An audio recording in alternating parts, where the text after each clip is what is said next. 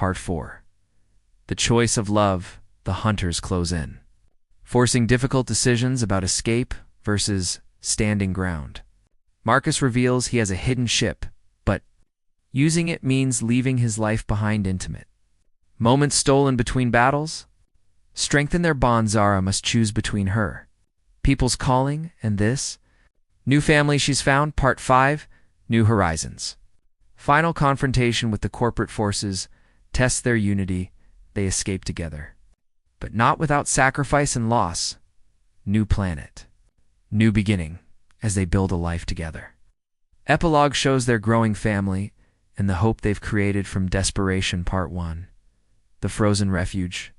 The ice crystals cut through Zara's lungs like tiny daggers as she stumbled across the desolate landscape of Zarian. Her violet skin had turned almost gray from the cold, and the ceremonial robes of her healing order hung in frozen tatters around her trembling frame. In her arms, wrapped in the last of her warm blankets, baby Kale whimpered softly, his bioluminescent markings barely flickering with life. She had been running for 3 days now. Ever since the consortium discovered her research, the healing techniques of the Luminari were considered too valuable, too dangerous to remain in alien hands. They wanted to weaponize her knowledge, turn her gift for mending into something that could harm. When she refused, they branded her a traitor and sentenced her to neural reconditioning. But Zara would rather die free than live as their puppet. The abandoned terraforming station loomed ahead like a metallic graveyard. Rusted towers reached toward the pale sky, and broken walkways created a maze of twisted metal. This place had once held dreams of a new world, but corporate greed had killed those dreams just as surely as it was now killing her and her son. Her legs gave out near a collapsed shelter. She pulled Kale closer to her chest, feeling his tiny heart beating against her ribs. His silver eyes opened briefly, looking up at her with absolute trust. That look broke her heart more than any physical pain could. "I'm sorry, little star," she whispered in the melodic language of her people. "Mama couldn't keep you safe." She closed her eyes and let the cold embrace her, certain that this frozen wasteland would be their tomb. But warmth suddenly pressed against her face, and strong arms lifted them both from the snow. "Hey, stay with me," a deep voice said in standard galactic. "You're not dying on my watch." Through blurred vision, she saw a human face, framed by dark hair, brown eyes filled with determination rather than fear. Most humans she'd encountered looked at her kind with suspicion or disgust, but this one seemed different. He carried them swiftly across the courtyard, his breath forming clouds in the frigid air. Inside his makeshift shelter, warmth enveloped them like a gentle embrace. The space was small, but clearly lived in, with jury-rigged heating systems and carefully maintained equipment. He laid Kale in a heated blanket nest, then turned his attention to her. "You're hypothermic, but not too far gone," he said, checking her pulse with practiced efficiency. "What's your name?"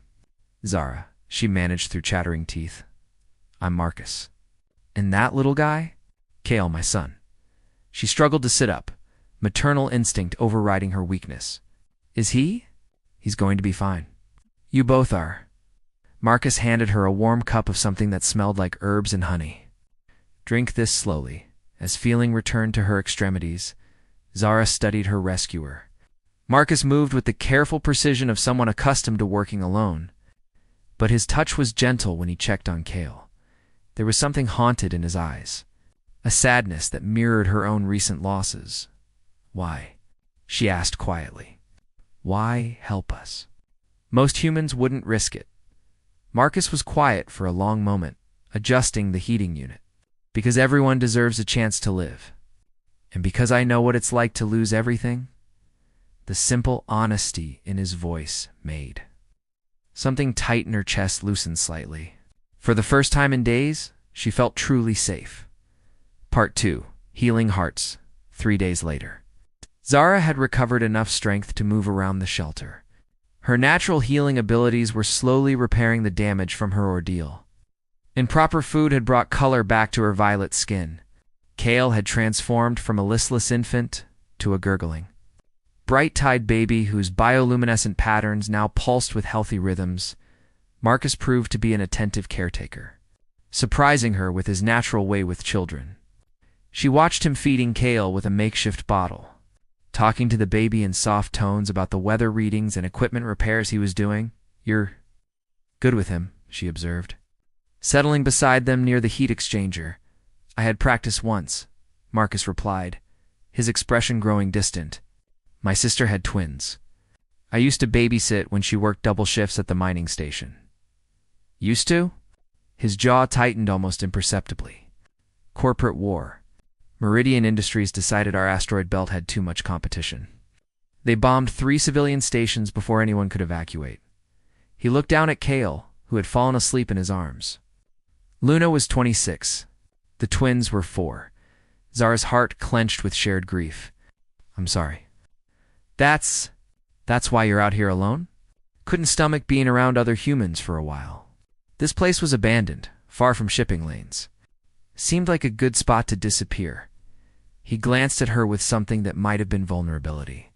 "What about you? What are you running from?" She told him about the consortium, about their demands for her healing knowledge, about the choice between servitude and exile. Marcus listened without judgment, occasionally asking quiet questions that showed he understood the weight of what she'd sacrificed. "So you gave up everything for your principles," he said when she finished, and for him, Zara reached out to stroke Kale's cheek. "I couldn't let them turn me into a weapon, but I also couldn't let them have him. Luminary children with healing gifts. They would have experimented on him." Marcus's expression darkened. "Corporations. They're all the same. Take what they want, destroy what they can't use." Their eyes met across the sleeping baby, and Zara felt a spark of connection that went deeper than shared trauma. There was strength in Marcus, but also kindness. The way he looked at her wasn't with the clinical interest most humans showed when learning about Luminary abilities. It was with genuine warmth. Would it be all right if I looked at your shoulder?" she asked hesitantly. She'd noticed him favoring his left arm, rolling the joint carefully when he thought she wasn't watching. "You don't need to, please. Let me do something useful. You've done so much for us." After a moment's hesitation, Marcus set Kale in his sleeping nest and pulled off his shirt. Zara tried to focus on the injury rather than the lean muscles of his back, the scars that told stories of a hard life. Her fingers found the knotted tension in his shoulder, and she let her healing energy flow through her palms. Marcus went very still as warmth spread through the damaged tissue. "That's incredible. It doesn't hurt anymore. Muscle memory from an old break that didn't heal properly," she diagnosed, working her way along the tension patterns. "This will help." What she didn't mention was how good it felt to touch him, to feel his breathing slow and deepen under her hands. There was an intimacy and healing that went beyond the physical, a connection that made her pulse quicken. When she finished, Marcus turned to face her, and she realized how close they were sitting. His brown eyes searched her face with an intensity that made her breath catch. "Thank you," he said softly. For a moment, the air between them hummed with possibility. Then Kale stirred with a small cry, breaking the spell. But as Zara moved to tend to her son, she felt Marcus watching her with new awareness, and she knew something fundamental had shifted between them. A week into their unexpected cohabitation, Zara had begun to think of the shelter as home. She'd organized the medical supplies, helped Marcus repair a faulty atmospheric processor, and watched her son grow stronger each day. The easy domesticity felt like a dream after months of running and hiding. That dream shattered when Marcus's proximity alarms began screaming. 3 ships. "Coming in fast," he reported, fingers flying over his scanner controls. "Military grade? They're not broadcasting identification."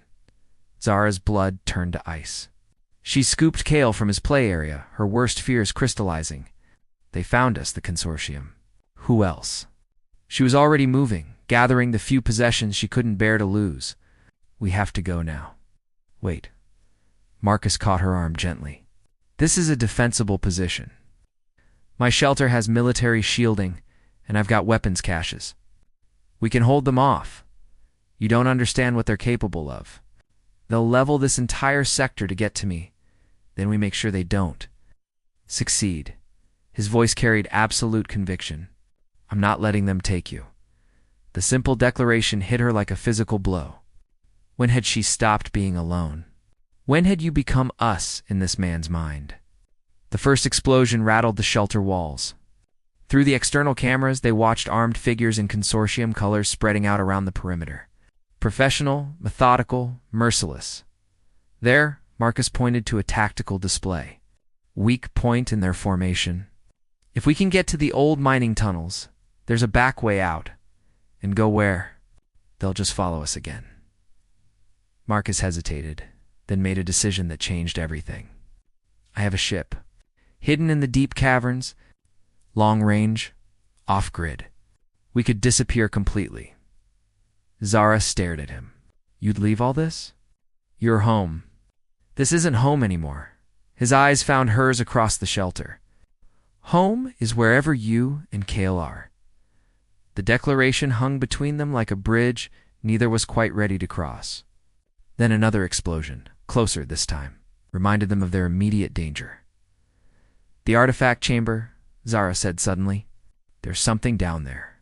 Ancient luminary technology.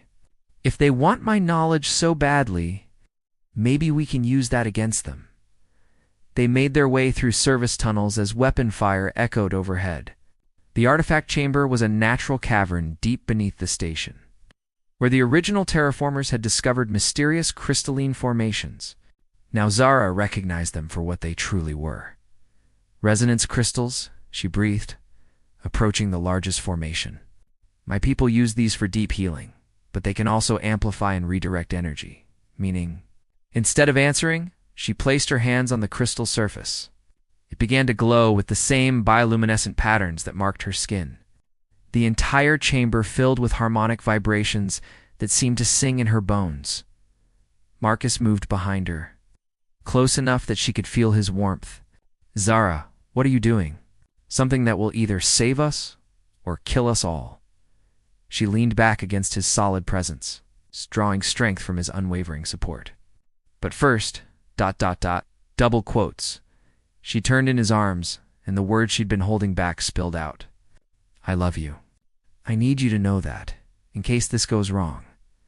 His answer was a kiss that tasted like desperation and hope, like coming home after a long exile. When they broke apart, his forehead rested against hers. I love you too. Both of you. His voice was rough with emotion. And I'm not letting anyone take my family away. The word family sent warmth flooding through her entire being. But there was no time to savor it. Above them, the shelter's defenses were failing. And soon the consortium forces would find their hiding place. Zara turned back to the crystals, Marcus's hands covering hers on the smooth surface. Together, they began to channel energy into the ancient network, hoping it would be enough to protect the future they'd only just dared to imagine. The choice of love they. Resonance crystals hummed with increasing intensity as Zara and Marcus channeled their combined energy into the ancient network. Above them, sounds of battle grew closer as consortium forces breached the shelter's outer defenses. The crystals are responding to both of us, Zara said in amazement, watching the bioluminescent patterns spread across the chamber walls. Your bioelectric field is compatible with luminary technology. Is that unusual? Unprecedented. She turned to study his face in the crystal light. Marcus, what if this isn't coincidence?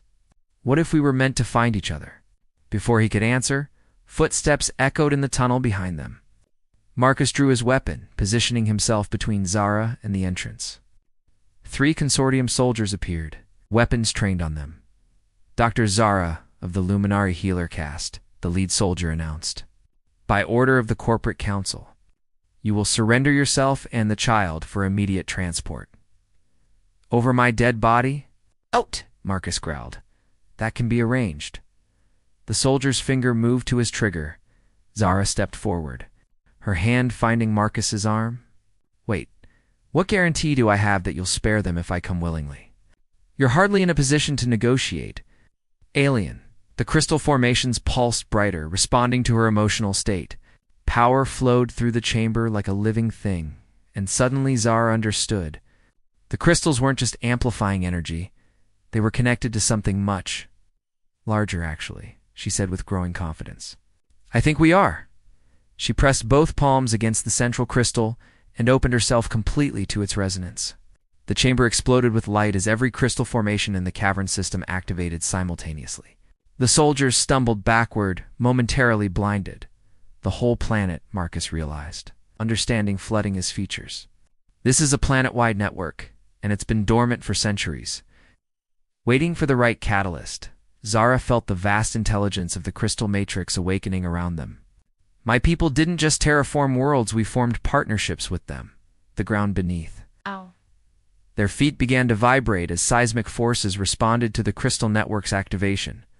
Throughout the cavern system, long-dormant machinery hummed to life. We need to reach your ship, Zara said urgently. The planet is going to reclaim the surface installations. They ran through tunnels that now pulsed with bioluminescent pathways.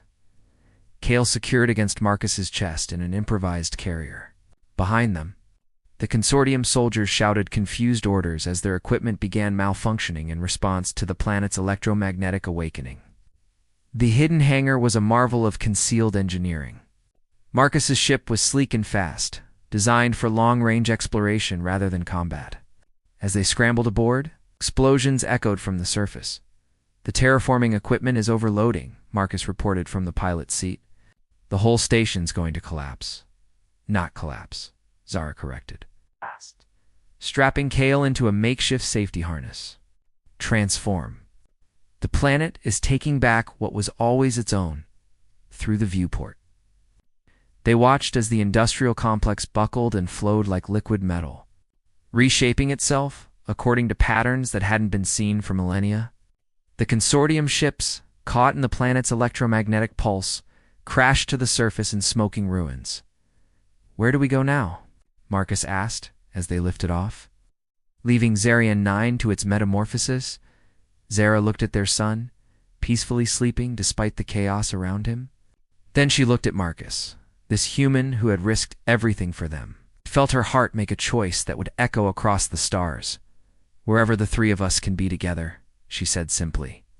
There are hidden colonies, places where mixed families can live in peace. I know people who can help us disappear. Marcus reached out to take her hand, their fingers interlacing as naturally as breathing. Then that's where we'll go, together, as their ship jumped to hyperspace. Leaving the transformed planet far behind, Zara realized she was no longer running from something. She was running towards something infinitely more precious, a future built on love rather than fear. 6 months later, Zara stood on the balcony of their small dwelling on Sanctuary Station, watching the binary sun set over the asteroid gardens. The hidden colony was a marvel of cooperative engineering, built by refugees from a dozen different species who had found common ground in their shared desire for freedom. He's walking, Marcus called from inside, his voice filled with wonder. Zara hurried back to find Kale taking unsteady steps between Marcus's outstretched arms and a low table. The baby's bioluminescent patterns flickered with excitement each time he successfully crossed the small distance. Look at you, little star, she murmured, scooping him up for a celebratory hug. Getting so big and brave, Marcus joined them, wrapping both of them in his arms. Just like his mother, the past months had been a whirlwind of adjustment and discovery. The colony had welcomed them with open arms, and Zara had quickly established herself as their primary healer. Marcus had found work with the engineering crews, his expertise with salvage technology making him invaluable to their ongoing expansion projects. But the most profound changes had been personal. They'd formalized their relationship in a ceremony that blended luminary and human traditions, creating something entirely new and uniquely theirs. Watching Marcus take vows in her native language, seeing him accept the traditional crystal pendant that marked him as family, had been one of the most moving experiences of her life. I have news, Zara said, settling onto their small couch with Kale in her lap. The council approved our proposal. Marcus's eyes lit up. The healing center. More than that, they want us to establish a training program. Cross-species medical techniques. With emphasis on combining different biological approaches, she leaned against his shoulder, still amazed by how perfectly she fit there. We could help dozens of worlds, Marcus. Show them that cooperation is stronger than competition. When do we start? Next month. But there's something else. She took his hand and placed it on her still flat stomach. We're going to need a bigger place. The understanding dawned slowly on his face, followed by pure joy. Really? Another baby? The healer confirmed it yesterday. Human luminary genetics are more compatible than anyone thought. She smiled at his expression of wonder. Kale's going to be a big brother. Marcus kissed her then, soft and reverent, like she was something precious beyond measure. When they broke apart, Kale babbled happily and reached for both their faces with his tiny hands. I love our life, Marcus said quietly. I love our family. I never thought I could have this again. We almost didn't. Zara thought of that frozen day on Zaria 9, when death had seemed like the only escape from an impossible situation. Sometimes I wonder what would have happened if you hadn't found us. But I did find you, and you saved me right back. He brushed a strand of her silver hair behind her ear. Maybe it was the planet's consciousness bringing us together. Maybe it was just luck. Either way, I'm grateful. As evening fell over Sanctuary Station, their small apartment filled with a warm glow of family, Kale fell asleep in his father's arms while Zara worked on plans for their healing center. Outside, the stars wheeled in their ancient patterns, indifferent to the struggles of small lives. But somehow blessing this particular moment with peace, the future stretched ahead of them. Full of possibilities they were only beginning to imagine. New worlds to heal, new techniques to discover, new children to raise in an environment where love transcended species and hope was stronger than fear. Zara placed her hand over the new life growing within her and smiled. They had created something beautiful from the ashes of loss, something that would ripple outward through generations yet unborn. Their love story had become a bridge between worlds. Proof that even in the darkest moments, there was always a chance for redemption. Ready for bed? Marcus asked softly. Always, she replied, following him toward their bedroom where they would dream together of tomorrow's adventures in the quiet of their sanctuary, wrapped in each other's arms. They slept peacefully under alien stars that had witnessed their journey from desperation to hope, from survival to love, from exile to home.